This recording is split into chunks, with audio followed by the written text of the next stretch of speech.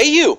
Why? Why are your crops like this? Stop it. Just please stop it. Crops do not supposed to look like this. Oh, what are you talking about?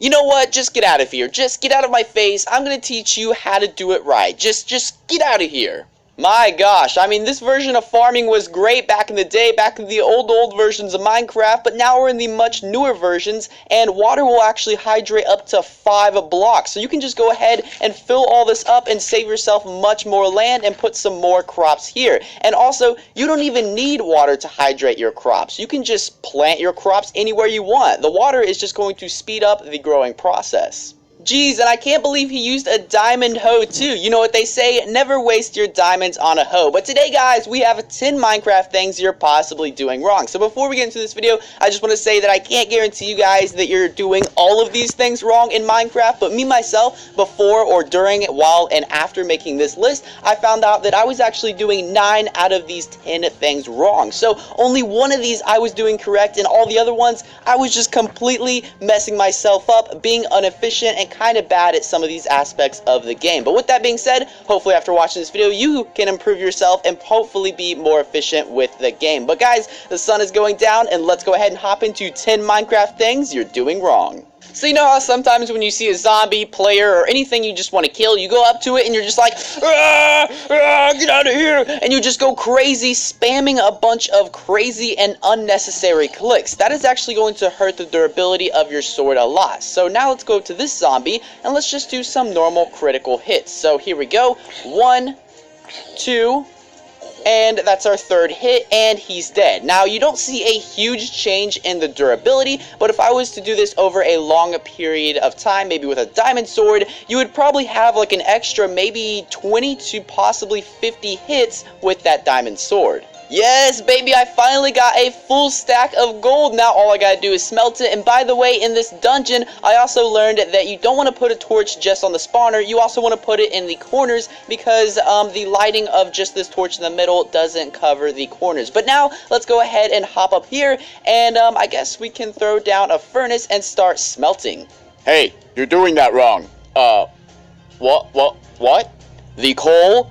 Yeah, you should probably not put all that coal in there. You can easily just take that 9 coal and craft it into a block of coal for an extra 80 seconds of smelting time. Wait, so you're saying I can take this coal out and I can make it a block of coal for the same amount? So you're saying 9 pieces of coal smelts for 720 seconds, and a block of coal will actually smelt for 800 seconds? Yep, that is correct. You'll get about 8 extra items from just using the block of coal, even though you're using the same amount of coal. So basically, every time I want to smelt something, I should always craft it into a block because I'm going to get an 8 extra items out of everything I smelt with this block. And not only that, but it's also a lot more compact, so I can fit a lot more of these in my inventory without them taking up a bunch of space. Man, just a couple seconds ago, I learned that you want to place torches around the spawner room, and also you just taught me a very useful and efficient furnace smelting tip.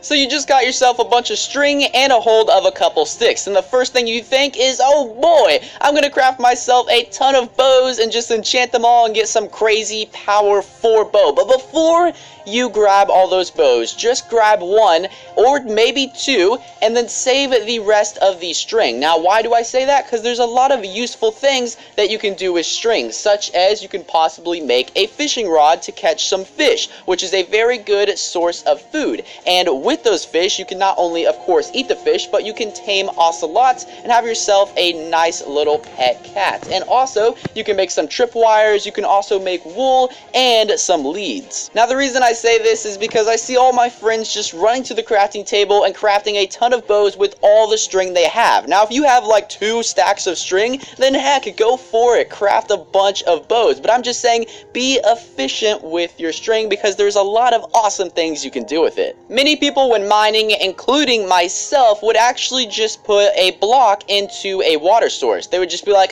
throw a block in there and I'm done. But why don't, if the place is not very lit up, just go ahead and plop a torch in there instead. Oh boy, you got a lot of blocks in your inventory. You just got back from a crazy mining experience and you just want to throw them all in your chest super quick, but you just don't want to click anymore. Your hands are just so tired. So one thing you can do is pick up one of the certain block that you have, hover over another block, and then hold shift and then double click, and it will throw all of that one item into the chest. It also goes the same for throwing it back into your inventory. So if you wanted to grab a lot of blocks out of a certain chest, you can go into there, grab the block, hover over another block, shift, and then double click. Have you ever noticed when going on really long explorations that have to do with a lot of player running and moving, jumping, and just player movement in general, that when bringing meats with you, you feel like you're eating just every 30 seconds. You feel like every minute or two you're devouring another couple pieces of a chicken. Well, that's because these are meats and they're not very starchy foods. Now, the way you can fix that is instead of bringing meats with you when going on long journeys, you probably should bring bread and cookies, as they have a lot more starch in them, which is a lot more saturation, which allows your hunger bar to stay up and not fall down as fast. Most of us just grab a piece of wool and some dye and throw it in the crafting table to get ourselves some dyed wool. But however, this is much more efficient. You should probably go up to a sheep, dye the sheep, and then shear it, as you may get multiple pieces there. I didn't get multiple pieces, but sometimes you'll get multiple pieces of wool, and also the sheep will regrow that same color. Come on, buddy. You want to grow again? You want to grow again? Okay, I'll wait like another minute or two for you to regrow your wool. But yeah, just within a couple minutes, I got 6 pieces of lime wool with only using 1 piece of dye. Oh, there he goes again. Back at it again with that green wool. Gotta add that to the collection. Try using Soak Touch when taking down bookshelves. Why? Because this is going to give you the whole entire bookshelf block itself, which is going to save you some resources. Because normally when you mine up bookshelves without Soak Touch, you're just going to get the books, which actually means you're losing 6 wood planks every bookshelf you mine up. This last one kind of ties into the block of coal thing. So when feeding your horse, take into consideration that 1 piece of wheat does exactly 1 heart of health, which is 2 HP to your horse. However, a whole entire block of hay will actually do your horse 20 HP, which is a 2 extra health points. So you can actually give your horse 2 extra health points by giving him a block of hay, and it's the exact same crafting amount because you're still using the 9 pieces of wheat. So with that being said, there is one exception, and that is if your horse has lost anywhere from 2 to 4 hearts. It would actually be more efficient to feed it wheat instead of the hay bale. The sunset is beautiful, and you guys are too.